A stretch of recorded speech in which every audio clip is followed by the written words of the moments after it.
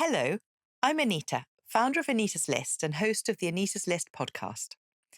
Over the last 20 years, I've helped more than 12,000 first-time parents choose all their baby kit and prepare for parenthood, both practically and emotionally.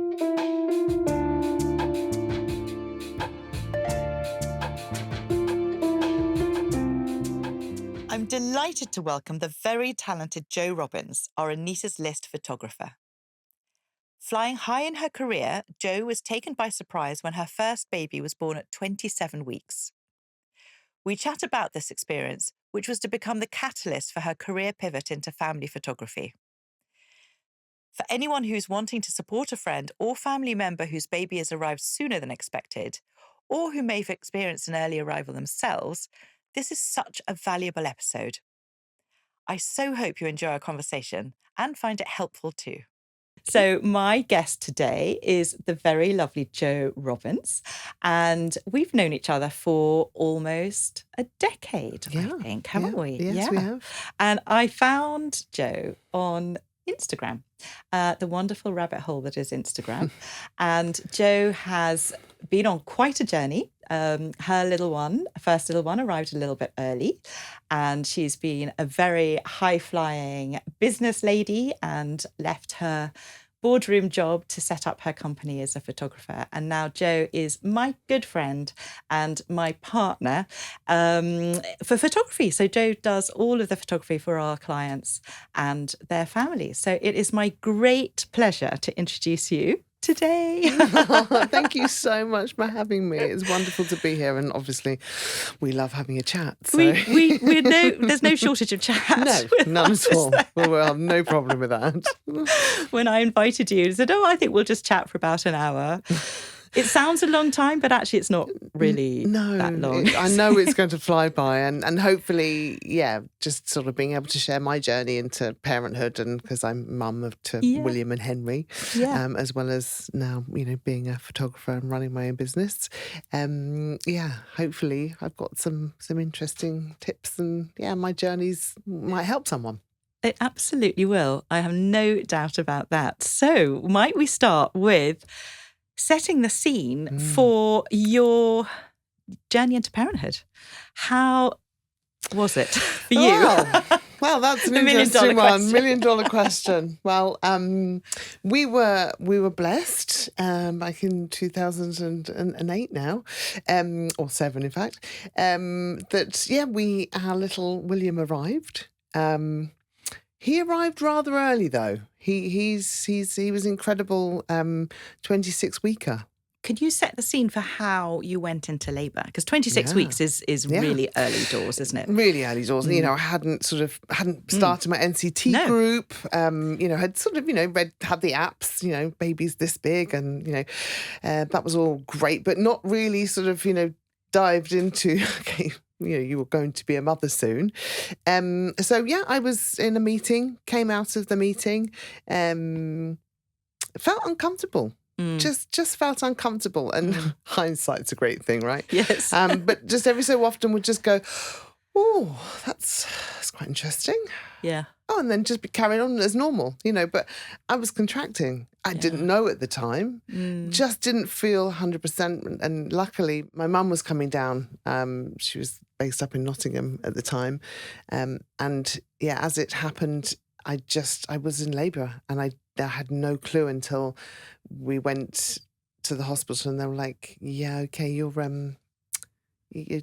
2 centimetres dilated. And I think at that point, I went into shock. There was, I just was in shock. I was just sort of... How long did it take you to get to the hospital? Did you call your husband from the office and say, actually, we're going to the hospital now? That to me... At the time, it was very lonely. Like, as in my head, all I was concentrating on was what the nurses were telling me and the doctors were telling me, and what was happening with my body at the time. And I was in shock. I was just in shock. I was not expecting to be having a baby. I was terrified. I was bleeding, and it was all happening very, very quickly. The hospital, it was Kingston Hospital that we went into. They admitted me straight away. They injected steroids for William's lungs because that's one of the big things. It's just that they're not ready to come out, they're just not ready. So, and then they tried to stop the labour, which they managed to an extent. And the important part at that stage is to get the steroids in you so that their lungs develop. And I went in at 25 plus 5 was when I was admitted. Gosh. So we had 25 plus 6 was the Saturday, and then Sunday morning I woke up and I was like in full, and I went to the desk. I remember saying to the guy, I think something's happening. Could we call my husband, please?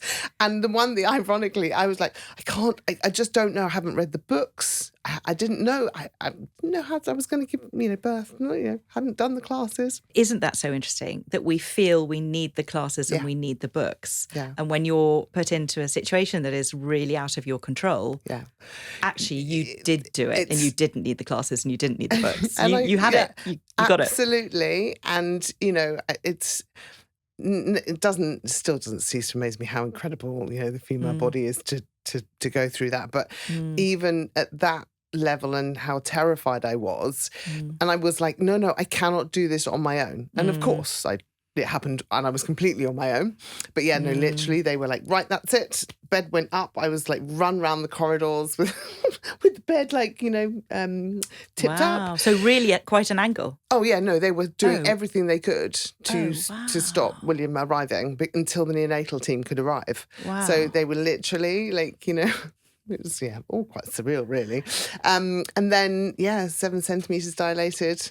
And literally, the nurses were kind of like talking, and I was like, I think I had one major contraction. And then literally, as the neonatal team came in, he came out, Steve ran in, gave William a kiss, and then they took him. Gone. Wow. And that was tough. And I think that being a neonatal mum or, being a preterm mum, the shock and the, not being able to have your baby with you is really, really tough on so many different levels. That, unless you go through that experience, and again, I'm blessed to have gone through it. I recognise that, my brother would be saying, when we're in the unit and like William's sats are dropping and you kind of get used to and tuned to the beeps and the things sort of, he's like, oh, this is a real blessing. And I'm like, I cannot at this moment in time see the blessing in this. This is just too tough. This is like, but there are blessings, but it's just shock, and all of a sudden you get the hormone drop, and they put him in a plastic bag, and they literally just whisked him off. That was it. It was gone, and I was like, wow, right. So was it this? Did you notice the silence? Because normally when a baby is born, there's hopefully a lot of crying and noise and all of that. I think I was in that much shock that I just didn't. I remember just sitting up with, and my sister was there and my mum was there, but literally Steve ran in, gave him a kiss. They took William off, and then that was it. They he'd gone, and then it was just like, right. So what happened there? And just like sensorily, I was just very sensitive to everything. Yeah. I was in shock. I was in shock. And how long did they then explain what was going to happen or where he'd gone, or how soon was it before someone came to talk to you? Probably sooner than you think, but it always seems slow motion in that minute. Yeah, the charity at the time that was supporting the unit, they went and got a picture of, I think it was a Polaroid of William, and they brought me that because I couldn't go into the unit to start with because he was being intubated and they were just trying to keep Scary him alive. Stuff. Yeah. It's kind important of like, oopsie daisy, medical that sort stuff. of, that sort of, and he, they gave me the photograph, and I remember, I just remember the only thing it's just surreal. You can't quantify, you can't get your head around it. It's not this whole, you've got a baby in front of you and that's scary. It's like, okay, is my baby alive? Is my baby here? And then I remember them wheeling me round into the ward and seeing him. And yeah, again, so many different like emotions, like, wow. I mean, amazing. It's my son. I remember looking at him going, oh my God, that's like a tiny Steve. I mean, that's like, he's like... Even at 26 weeks. Even at 26 weeks. Yeah. And they look rather alien-like, They're not looking their best, bless them. And lots of tubes and lots of things like that. And subsequently, I've worked with the neonatal unit quite recently, actually, in the last year or so. They've changed the way that they integrate parents into the care because it's quite a scary situation when you're stood there and you've got all these tubes and the buzzers, and William was in intensive care for 6 weeks. I think I held him about a month in because every time I held him, like they do silly things, not silly things, but like they stop breathing and their heart rate stops and, and you just have to sort of wake them up and remind them, you've got to breathe, darling, or the heart rate's got to go. But you do sort of acclimatise yourself to that. And I was totally blessed to have, some other mums, and you become, you're there for each other, and there's expressing rooms, so you have to go and like express because, that's what you do. And that's all you can do. That's what you're in control of. That's the only thing you're in control of. The rest of it, I mean, and it's a roller coaster. They say, it can be the heart, the brain, the lungs and stomach, and there's like 5 different things. And William, as he progressed, ticks every single one of those off. I mean, it was, I could call in at 3:00 in the morning and they go, yeah, he's doing really well. And then call in again at 7:00 just before I went to the hospital. And they were like, yeah, he's done so well. And then by the time 15-minute journey between home and the hospital, they've said, no, he's crashed. We're having to resuscitate him. So it's a roller coaster. But the care he received was incredible. It was my experience of being a mum. And yeah, it was a blessing, in lots of different ways. I learned, I'm a pretty good pediatric nurse, actually. I learned a lot about how to care, for a poorly child. And he was poorly for a long time. We were in hospital for 3 months, and then we had him at home on oxygen for a year. So we had an oxygen tubes around there. But that was our normal. Yeah. And, there's a lot of, at the time you have to, be strong and be brave. You can't do much like else outside that because you're caring for a patient and learning to, this is my baby as opposed to being my patient that I'm looking after. That's a journey in itself. But when I step back now, he had it covered every step of the way. I look at him now and I'm like, actually, socially and like, because he was born 3 months early, I saw him socially and as he moved through school and you go, well, has he hit that milestone? Yes. And the You're whole, so conscious of it. And again, having gone through that, when I meet parents now and I'm like, they're like, well, my child's not quite doing that. And I'm like, they will do it. Just be there, support them. Give them the confidence to learn it when they are ready, because they all do it at different times. And, having watched William now, and hindsight's always wonderful, right? I look at him and I go, yeah, he had it. He had it every single time. Yeah. We'd go to the Brompton because he had a hole in his heart. So transporting him like tiny in this little incubator to the Brompton and, sat on this bed. I remember one time and he was like mini, like give you a context of how big he was. His entire hand fit in my wedding ring. Wow. And he was born 2 pounds 2, but dropped just under 2 pounds.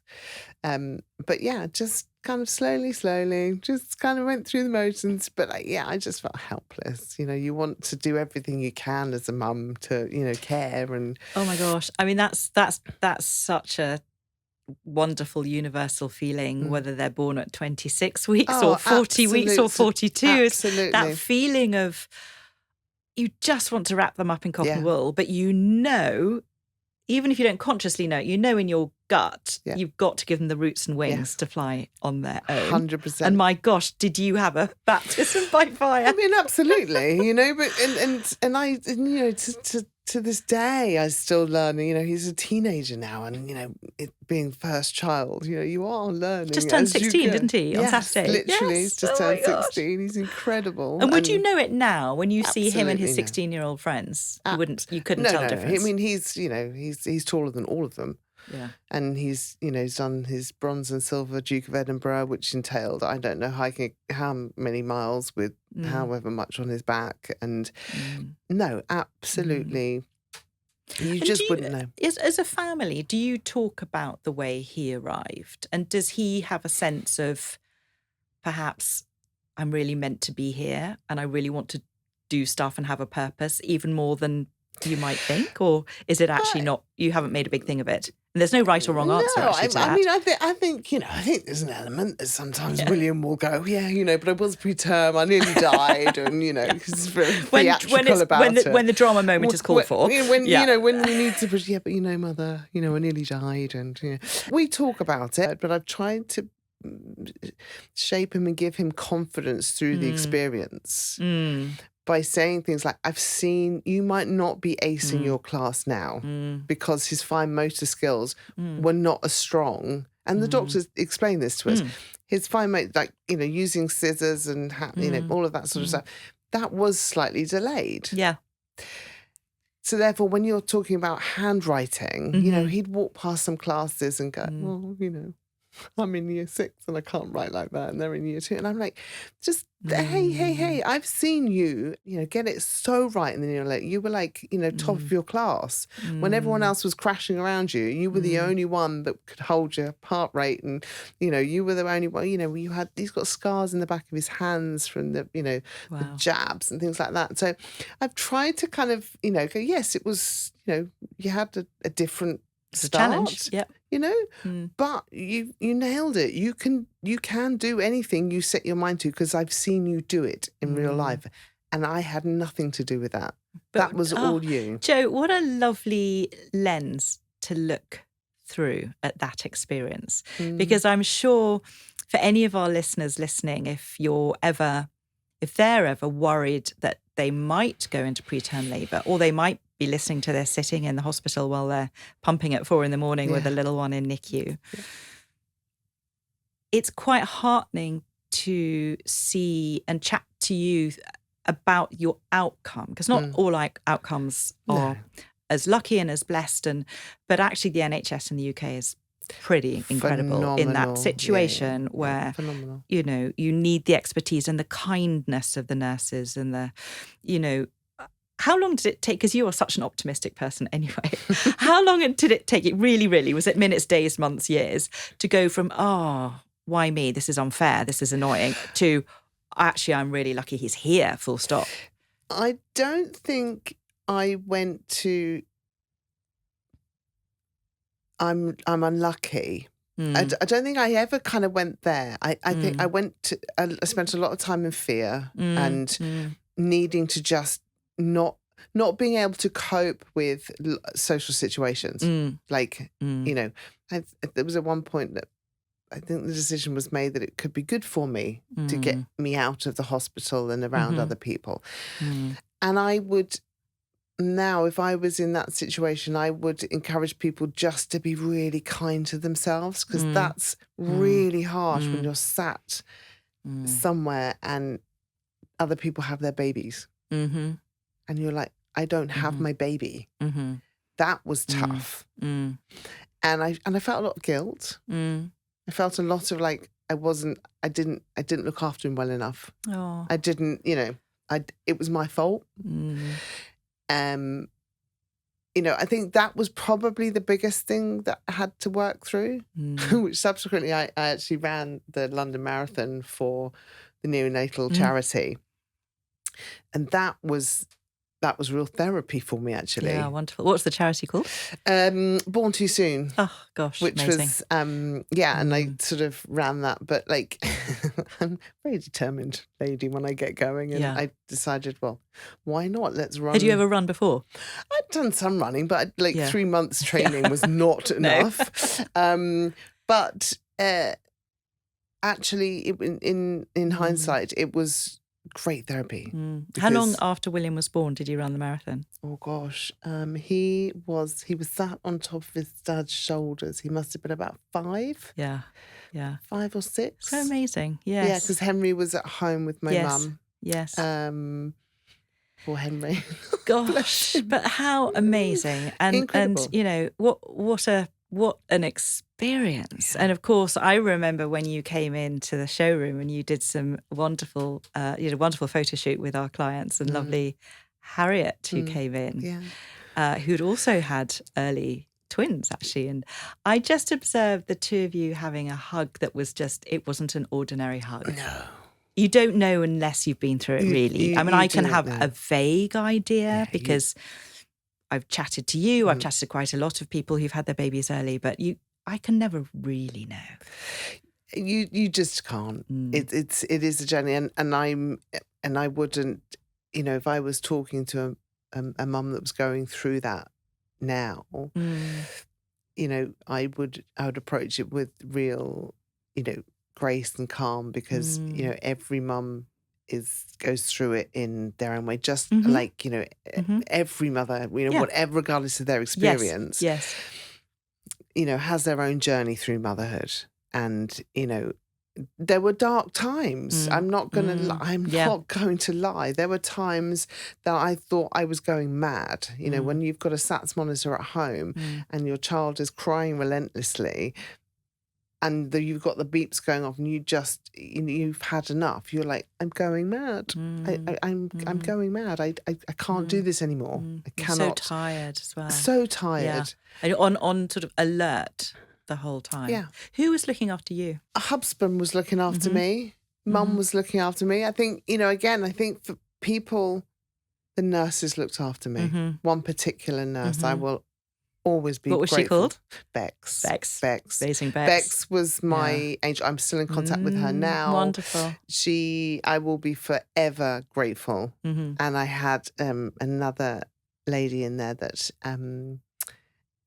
had twins called Emma. And we were there for each other, through roller coaster highs, lows. So Bex and Emma, they were there for me, because I think it's a different for men, when they become dads, there's one thing when you bring a baby home and all of a sudden your wife, you're like, oh, hello, how do I fit into this? Yeah. The poor dads, honestly, they don't get to look in anyway, the best of times. But in this, it's like absolutely, you stay away. But it's like, it's terrifying for a mum, but for a dad to be able to do nothing as well. I know how tough that was for Steve as well. And, you can't, two very different things, but like for him, it was like, well, we can't do anything. So let's just leave William here and then come and get him. And I'm like, I can't do that, darling. Yeah. I can't leave my child here. This is like, it's a real emotional thing. You feel it viscerally, don't you? And the boys, the husbands, the partners, they're so practical often. And I will worry about it when it's something to worry about. But the nurses have got it. Yeah.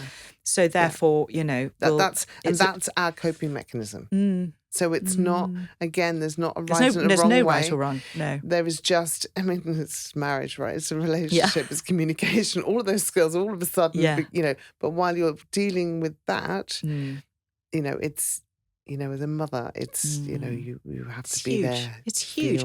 And then you went back to work. Yes. And William was on oxygen for a year. So how did that work then? So I was very, very lucky. I found a childminder who was like a grandma. She was like another grandma. She was amazing. And she was fabulous with William and very practical and just was. And I think for me, I'll be honest, I was a nurse. An unexpected nurse. An unexpected nurse. But I was a nurse, and and it was. I was a mother in that. I mean, I'm not meaning to say I wasn't mother, but, you know, it was very stressful. And, you know, he didn't smile, you know, all those milestones were just delayed. And anyway, I was like, right, you know, I was very career focused. And I've got a very practical wing to me. So I, you know, right, this is what we need to do. And let's just, you know, project manage this. This is what needs to happen. Yep. And this is how we're going to do it. And, you know, very operational. Yes. But also, I guess you were in control of that too. I was So in that's so also much interesting, isn't control it? And of that's quite reassuring. Yeah. Yeah. And that was just much easier in a sense. Yes. And all of a sudden I was like, okay. And I think, you know, like working mums, you sort of, when you have babies, you can lose that element of, you suddenly become, well, you're William's mum. And everyone, you know, refers to you as, you know, so-and-so's mum. And you're like, yes, I'm so-and-so's mum. But, you know, I'm also Joe. Yes. I'm also, you know, director. Yes. And that's wonderful. So yeah, I was lucky enough to have found Janet, and I just, you know, I wanted to continue up the career ladder, and I loved my work, and I love, you know, I love being my own person as well. Yes. And, you know, and perhaps being a working better mother for it, would you say? Yes. Yeah. I would definitely say that, you know, and I've always been very keen to show my boys that. I mean, I've got 2 boys, and I want them to see that, you know, I'm a working mum, and, you know, I'm not, you know, that I'm a working mum and can hold my own, basically. Yes. Power to you. Superwoman. I know, bless them. They're like, all right, mum, thanks. Like, so okay. now you slipped in there, 2 boys. Yes. After that whole experience, how did it come to be that suddenly there you were, mother to Henry as well? Oh, that's hilarious. That was not hilarious. Like, bless him. No, please, Henry. We love Henry. We adore Henry. Henry's just, you know, I adore both my boys. I'm exceptionally proud of them. They're just, yeah, they're my everything. So Henry, I think Steve and I always wanted more than one. But, you know, Henry didn't show up for quite a while. And I think in my head, we'd been blessed. We kind of got away with it with William. Yeah. And, you know, that was that. You know, maybe we're just supposed to have one boy and we're really blessed to have that. And so I kind of just went, all right, that's fine. That's fine. This is us, and William's well, and the consultant was we weren't quite signed off yet. But, you know, during the summer we were fine. Winters we were still back in hospital with William. And then I was back at work and full swing and, you know, taking over the world and doing everything that Joe does. And then I was like, right. I called Steve and I said, so this has happened. But yeah, I really did think that was, we just weren't supposed to have 2. Yes. So I was actually quite indignant. And were you feeling a bit sick and you just thought, oh my gosh, I think I'm pregnant? Yes. I mean, that was basically how it went. And I was like, oh, right, roger that. Excellent. So that's that then. So yeah, I remember coming out of the office and just going, righty-ho. Calling Steve and said, yes, well, this is happening now. Yes. And he was like, oh, wonderful. Yes. Excellent. Superb And were news. you worried throughout the pregnancy? A little bit? Or a lot of it? I think if you asked my mum and my sister, they would just sort of like, yeah, I was like not nice to be around because I was terrified. Yeah. I think at 23 weeks, I was so conscious of what my body was doing and how it felt after the first time. And I remember going back into hospital at 23 weeks. And obviously they won't do anything if you give birth before 24 weeks. They won't, you know. So I remember just being very scared. But, were you thinking, I've just got to get beyond 25? Yes. If I can get to 25, then I'm in with a shot. I think if you kind of look back at my Facebook, I was like, sorry, it's on Facebook then. Yeah, made it past 26 weeks. Yeah. Made it 27 weeks. And then like 28 weeks, I'm like, okay, fine, we're almost term. You know, if we can do 26 weeks, then 28 weeks, you know. And then Henry arrived at 38 weeks, within 2 hours. Really? And did you go into spontaneous labour? I wanted the experience with Henry to be, much calmer, much, I wonder So anyway, why. yeah, I thought There's a surprise. surely we can Really? make this slightly more. So I went into a real nesting stage. Like, I mean, gosh, like this time round, I was like, okay, everything, like, I literally had William's hair to get cut. So I went to the barbers and went, oh, that was something's happening there. I was like, oh my gosh, and I knew You at knew that it, point I yeah. was in labour. So I called Steve and I was like, right, that's good. So I've just got to get William's hair cut. Went to get William's hair cut, took him home. He promptly fell off the chair, cracked his head on the on a toy, on I want to say a cement mixer. Not that that's relevant, but cement mixer. So Stephen can't get back from town. I'm calling the cab. I've got my best friend meeting me at the hospital. We're in A&E with William. I'm in the maternity ward with Henry. But they've got this beautiful room. Beautiful. It's calm. It's literally, it couldn't be further from the room I gave birth to William in. I was like, this is amazing. This is, thank you. This is brilliant. And then they were like, yeah, no, sorry, you're not in active labour. You need to go away. And I'm like, oh, okay. So there I am, down in A&E with William, who's had his head taped up, feeling, in labour, but definitely not active labour, just, sort of a bit hot and like, oh, dear. Anyway, so then nothing for like 24 hours. And then the guy in A&E was like, are you okay? I said, no, I'm in labour. He said, okay, great. So I went home and then I went into labour with Henry at about midnight the following night. I was in labour, but like active labour. And I was like, no, we're coming like now. So like Steve was like, I'm sure we got speeding tickets that night because he was driving so fast. And then went straight into the room that I had William in. And like literally I was like, I can't go in that room. I can't go. Anyway, yeah, no gas, air, nothing. He was born within, I don't know, 45 minutes of being in that room. And the amazing thing about it was he was there.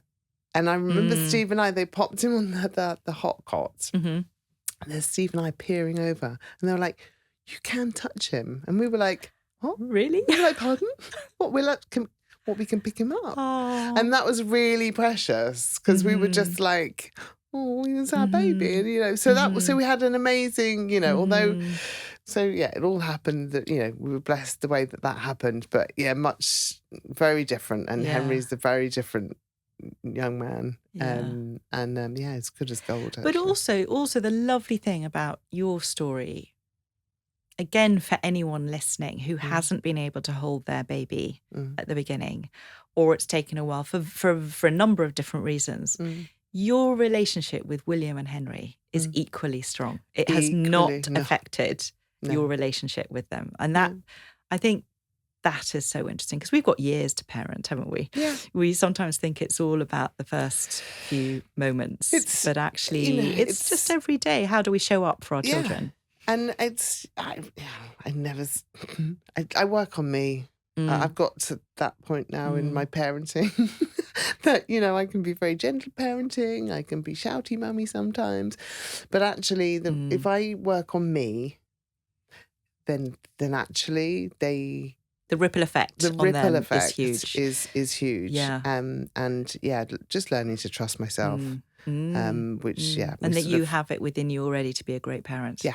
You don't need any of the books or any of the classes. They're helpful, but they're actually you helpful. have it already. And I think, it was thrust upon us. So, it's that ability to just to trust my body, to trust the process, which is really scary. Like whatever, labour in itself is like, but yeah, I would suggest mums trust yourselves because your body knows what to do. And that's so much. That brings me on to your next Damascene moment, the moment that changed you. So how did you then find yourself with your own business photographing babies and families when up to that point you were a board member and Yes. quite, Yeah. quite a hotshot Yeah. worker woman. Yeah. Team of 30. Yeah. Amazing team. Yeah. I love that. And you loved that work. You loved the industry. You loved I the work. loved the industry. We were working, it was a marketing agency, but it was around creating educational content and CSR, or developing CSR programs for corporates to deliver education in the classroom, learning experiences, which to me is creating joy. It's bringing the best out in people. So, I do have a real strong altruistic streak in me, which is just, I want to help. I want to create joy. I want to bring the best out in people, which is why I loved running such a big team. And I think, going back into the workspace, I had been through an incredibly stressful, however well I can do it, putting my one socks up and things like that. And during that time also I lost my father. It was, I think it just got to the point where it was just all too much, and I had some choices to make.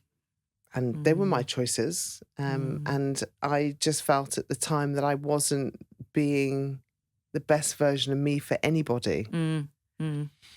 So I said, well, right, let's just take a bit of stock here. Let's. And was it a moment, did your body tell you? Were you sitting in a board meeting thinking, I can't do this anymore? Were you at that point of, I literally just can't go in anymore? I think if I, truth be told, yes, my body had just gone, no. And because it was agency side, it's like you're pitching. It's full on. Oh, it's you're full pitching, you're running a team, it's relentless. And anybody that works in a marketing agency. I was in that world. I loved it. Yeah. Plate spinning. It's all day. Yeah. And I love that. Which is why it was so strange when I came out of that world, because there was a moment in time where I was like, right, okay, so who am I? What do I do now? And I wanted the next move to be my choice. And that might sound weird. I've had lots of different jobs in my career, but that's a whole nother that's a chat for another time. Day. But I've always kind of looked at, okay, well, what's my skill set? What do I love? What can I give? What can create joy for other people as well as it does me? And I think what was really important was that I wanted to be part of the boys growing up. So I promptly became chair of the PTA, which that in itself, like anybody else out there, ladies, does that. It's a fantastic opportunity to, be involved with this school community. I know my boys loved seeing me around school, and you kind of, they really love it, don't they? That the parents of their friends and their teachers from the inside. It's a lovely thing. Yeah. And, they would see me in and around school, and, who's doing all the Christmas fair, and, but wow, parents. But, it's full on. But like, I love that. I love people. I love bringing the best out in people. And, that's, So to me, that was right. So I did that, but I had a set of business skills. I love business. Business to me is, I don't know, just understanding, problem solving, all of that to me is, is amazing, which is why, problem solving, like photography, like I get to geek out on light. Don't tell you, I'm a bit of a scientist, I'm a bit of a geek as well as I am a people person. So kind of when I looked at all of that, and I was like, well, why don't I just run my own business? And to run any business, business has got to be at the heart of it. Whether it's a service or a product industry, you've got to be able to run a business. And, that's kind of where Joe Robbins photography was built from, because, I wanted to work with people. Family has and always will be, like, so important to me, everything to me, and developing relationships with people that, are valuable, that add value, is very important. So here was born Jo Robbins Photography, which initially really did solely focus on family photography and is now, sort of headshot and corporate photography as well. But, at the heart of it, and it always will be, is family photography. And service, really. And service. Serving serving families. Yeah. And that comes in so many... I mean, yes, I'm a photographer. No, I'm not. I'm a nanny. I'm a therapist. I'm whatever my families need. I'm whatever my mums need at the time. I'm and shoulder to cry on. I'm someone to give them half an hour break to have their hair done, or and they just trust me. I'm somebody that has been where they are. And that's what I love. I love being... Yes, I love photography and I love capturing beautiful imagery and light. I mean, it's like I'm obsessed with it. And, that's that. But that's a photograph. But a photograph to me is, it's a memory, it's a moment, it's a feeling. It's something that's happened that's, yes, captured beautifully and, technically well. But it's not, it's when someone looks at that and remembers, oh my gosh, I remember what that felt like. And I think for me, that's why whenever I'm working with my families, I'm a photographer, but I'm also Auntie Jo. I'm I'm just somebody that comes in and is part of the family. So I'll sit and read with the kids. If I sense that during a shoot, the children need a book read to them because that's what we just need, well, then I'll just sit on the floor and read a book with them. And, I'll read those situations because I'm a mum and I get it. And I totally get it. And so, I mean, I could talk on and on, but that's why I love it. It's about creating space of joy for my families. And I think sometimes when I first start to get to know a family and I work, because I tend to go back often because, it's... Children grow so quickly, right? And particularly that first year, I mean, wow, they're sitting up and then all of a sudden they're like eating and then they're running around. Like, how quickly does that happen?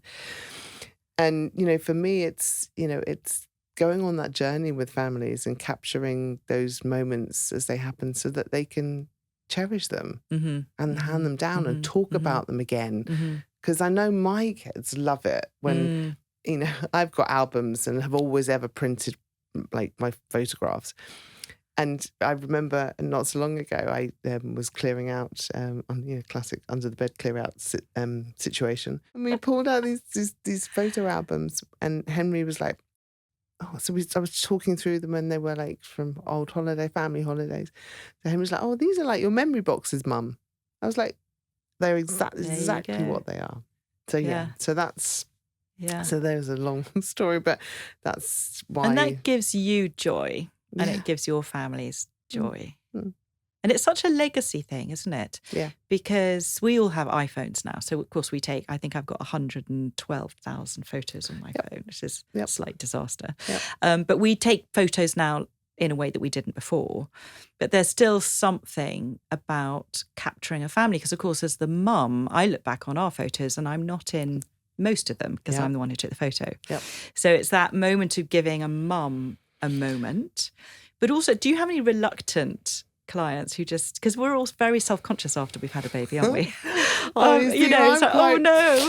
I'm very kind, and Anita, you will hopefully vouch for me. I'm a very kind person. You are, indeed. But I can also be very clear that for me, family photographs are not just for mum, they're for your children. So, and particularly like I get some sort of grandparents like, oh no, I don't want to sit in, but this isn't about you. This is about your children. It is capturing this that is moment. About your grandchildren that will want to see pictures of you, whatever you look like. It doesn't matter. I think I have very few, I could count on my hand how many good pictures I have of my father, and would I want more if I could? Absolutely. Absolutely.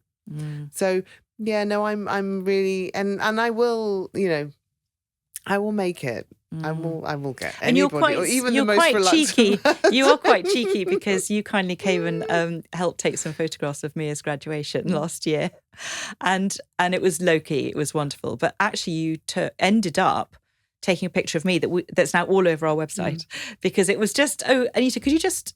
And that could you just moment was me in that moment, loving being around the family. And now I look at it and it is everywhere, that picture, because that's become my bio picture. It's lovely. I just feel, that was such a lovely moment. I feel it was a very hot day. I always feel quite warm when I look at it. But, you can do all the formal stuff, but then it's actually what I love is the snuggly moments. Yeah. So when the little one's just woken up and their hair's all over the place and their cheeks are all rosy, or they've just started eating solids and there's food everywhere and it's sort of chaos, but that's capturing the real everyday stuff, isn't it? And I think for me it's always, which is why I was really clear that I wanted to work on location. And I wanted to, work in clients' homes and places that meant things to them. I will happily work in a studio, but really for me, it is about those moments and capturing the formal. This is what everyone looks like, and everyone looks beautiful, and I understand mums. I really do. You want, and I won't show a mum an image if it's not her best version of her. But there are moments that you just can't replace, and they are always the ones. Yes, there'll be that is family portrait, but the moments. And I've got one at home that I just love. I was asked by the family, let's all do let's get the in-laws and everyone in. So we've got everyone there and we've got a myriad of people. And I'm set the timer and I've got the clicker going off and everyone's looking except William. But when I looked at it, he has this, it's going to choke me up. He has this look on his face that he's turned to me and he's just looking at me, not at the camera. Everyone else is looking perfectly at the camera. Yeah. I may have had to do a few head swaps, but William is looking at me with such a proud face and proud expression. I was like, it doesn't matter. It does not matter. That look on that young man's face is and priceless. You knew it. It doesn't matter for anyone else because they're your pictures. Yeah, doesn't matter because I knew what he was thinking and feeling at that moment in time, and it chokes me up. So it's I see beauty in the imperfections too. But we're all imperfect humans, aren't we? I know. And now that William's 16 and Henry's 13, and you have your own business, nearly decades worth of taking family photography. I mean, I've seen you you speak a different language. You have a sort of baby whispering, very extraordinary language when you speak to newborns, but you do it beautifully, masterfully. How is the juggle now? And looking back, would you have done it any other way? In the imperfection? No. And the messiness and the... No. The single best decision I made was to set up my photography business. Easiest? No. Yeah. By far the easiest decision or, process, but very best decision. No, now it brings me joy. If I'm feeling low, I go and edit my photos. If I need I need some time out, I go and edit some photos because I'm looking at pure joy. It's a real privilege, isn't it? To be huge in privilege. That moment. And I think that's where you and I connected so well when we first spoke. And we, I found you on the magic rabbit hole that is Instagram. And I think I saw you taking pictures. And I think William was singing, wasn't he? And Mia and Poppy are singers. I thought, she looks fab. And I think I scrolled down and saw William's hand in the wedding ring. Wow, okay, she's been through a journey. But you just looked lovely. And it was that experiential thing. So your service. I think we sort of really connected over. It's exactly what we connected on. I'm trying to remember what it was, that first conversation, but it was meant to be a half an hour, and I think we ended up talking for an hour and a half or something. I think we were just, because I think we aligned so well with our values, and that, you know, it needs to be our want and our desire to provide a real positive experience for our families. Mm-hmm. And the importance of that, because, you know, there's things and there's stuff and, you know, all of that. But actually, it's the experience and the care that I knew you valued. Mm-hmm. And, you know, you saw that in me. And therefore, it just aligned because, you know, the importance of providing that great experience for families and supporting families was more than just what we were trying to do at the end. Yes, and you talked about being a businesswoman, which you are. You're a wonderful businesswoman, but actually, I would say that's secondary to the love of giving support. And actually, we both have that experiential service, don't we? You know, 100%, people come see me to shop for a pram, but actually, it's way more than well, that. it's so much And more than that, but because it's sort of grown organically, Yeah. and we have treated people how we'd wish to be treated. So it sort of seems a natural process. Yeah. I think it's very natural for us to just, because we'll talk, we'll impart knowledge, you know, we'll impart, we've got time for people. We make time, don't we? We for our make clients. time. I think that's the thing. And I think in this day 100%. and age, it's harder because we're all really busy. Yeah. Who has time, or who makes time to listen to new parents? Yeah. That's my huge thing. Because we talk about the village, a child is raised by a village, but actually my drive is being part of the village for new parents, because new parents need the village. Scary. I know. And we're living in London, which is, you know, a very transient city, and a lot of us aren't from London. And so we don't have our families on the doorstep.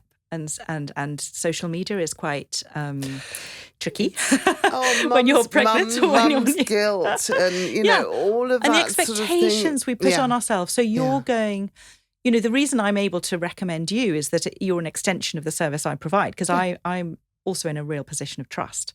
You know, we're so vulnerable as new parents, but if we can help and be almost like the stranger on the plane, you know, 100%. we're not family. We're not the best friends. We're not the brother or the cousin we just have we're a safe bet, as it were, in that we don't come with any expectations or judgment, or, you know, we just want to help and support you. So that moment when you're going into a new parent's house, and it could be they've just had their baby 4 days before, 100%, and the milk's coming in, and everything's spiking, and the tears are happening, and or it could be 6 weeks down there, or it could be 3 months, you know. And the lovely thing is, you pop into our clients sort of 3 or 4 times a year, and that, you know, I find it's such a special privilege.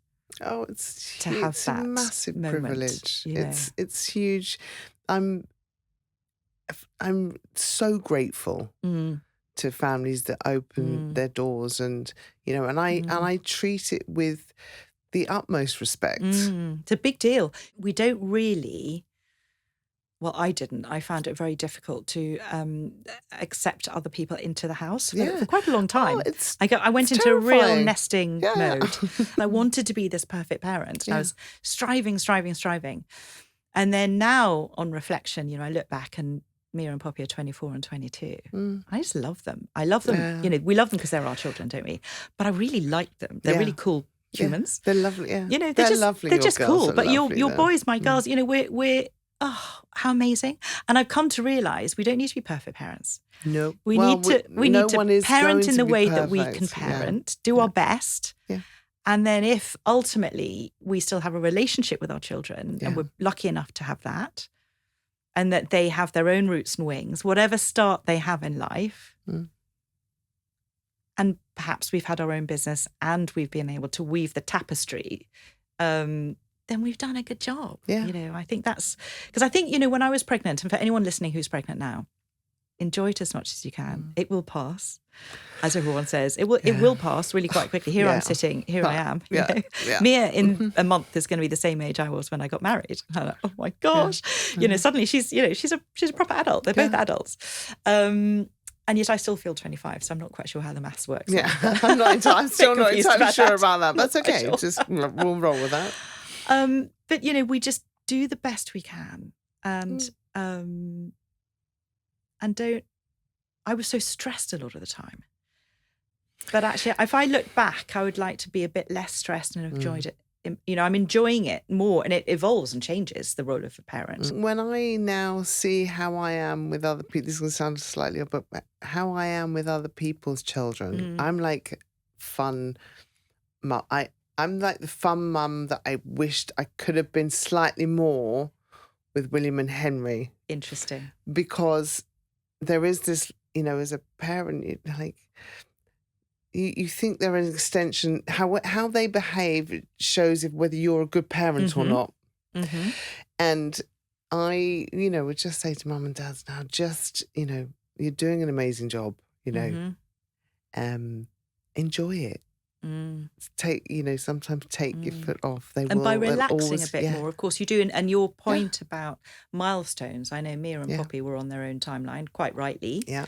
And all the same, all different. Yes, you know. And they didn't walk as soon as the other children in their group or read as soon, whereas now they're really good at walking. Yeah. Excellent, got that nailed. Yeah. Amazing at reading. They love reading, in fact. So it's all in their own time and just seeing them. Yeah. And so that they can walk their own path, as you say, rather than walking your path. Yeah. That's interesting. Yeah. And the other thing that I find so interesting is this is changing now. So for anyone who's about to embark on parenthood now, we in our day, you know, 25 years ago, we definitely, and I think there's still a legacy of this. We always used to work as if we didn't have children and be a mum as if we didn't have a job. Yeah. And there's still a little bit of that now. So I think if we can meld the two, yeah. How wonderful is that? Because with all the skills that we bring to the table as a parent to our job, that's only going to enrich the workplace. Yeah, absolutely. And with all the skills that we have on a daily basis with our work, it's only going to help parenthood as well. So, you know. No, absolutely. I was only talking about this yesterday with somebody that actually, you know, women returning to work, it's quite scary. You know, very scary. You may have taken, you know, however long a break, but actually the skills of negotiating with a toddler, take that into the workplace and you've got a whole skill set. Nail a board meeting. Yeah, exactly. You know, so there are skills. It's just understanding and learning, you know, that, and it's that confidence piece for women and mums as well, that they're doing, you know, trust, the right thing. I think trust that you've got it. Yeah, absolutely. You have got it. But it's taken me 24 years to trust that. And I'm a very slow learner, clearly. What have I been doing? But they say you teach what you need to learn, and it's taken me, I'm only just realising now, you know, and I've been really trying to guide new parents through to that feeling that they have it already within themselves to be a great parent. And I was always feeling that I wasn't. And then now I'm like, oh, actually, it was okay. It's okay. It was okay. Well, you know, I'd like to think there is, you know, a piece in there that says, you know, if you're trying to be a better person and a better parent, you're doing a great job already, because the fact you're even thinking in that way, even thinking in that way, it's a, you know, it's a full-time job, and it's you know, all of a sudden you're, you know, dealing with being somebody completely different, and there isn't a handbook, as we all know. No, I wish like there was. I know. But so if I were to ask you what your one pearl of wisdom would be, oh gosh, to hand on to the next and I'm saying parent rather than new mother. Trust yourself. And it really, I feel that sort of encompasses so much, because I've watched, you know, parents with, you know, poorly children, very poorly children. I've watched parents that are just, you know, brand new and exhausted and tired, and, you know, well, should you breastfeed? Should you not? Should you do this? Should you do not? And, you know, mum knows best. Trust that instinct. You know, I really believe that yeah. So if you're a partner Mm. and your partner's just given birth, Yeah. listen to what they're saying. Yeah. And if you are the one who's just given birth, Yeah. listen to what your body is saying. Yeah. Yeah. So And trust yourself. just trust yourself. Wonderful. Because you see so many new parents I see in that so fourth many new trimester. So you're parents. seeing them Yeah. in that exact Yeah. moment. And, you know, it's everyone's got an opinion. Everyone, you know, and I'm just like, no. I look at these women and, you know, particularly, you know, to that point that women don't like getting in front of the camera. If people could see what I see and really see that, really see how incredible I see them as, you know, being a mum, having, you know, given birth, you know, being, you know, a woman, being a father, you know, being It's a huge. brother, It's huge. being a sister, you know, being on this earth, you know, it's really special, and everyone has something, you know, to give. And I just, you know, I see some incredible people, and they're like, well, I hate being in front of the camera, and I understand that it's weird, and we all think we look a certain way and possibly don't, but it's just incredible. And that's, you know, that's my job, is to help people see that. And if I can instill that confidence and create a space of joy, then I've done my work. Jo, thank you. It's been a joy. Thank you so much for having me. Thank you so much. Thank you so much for joining us today. If you've enjoyed this episode and found it helpful, please do like, share and subscribe to our Anita's List podcast show to stay up to date with our latest conversations. Together, we can all be part of the village to support new parents.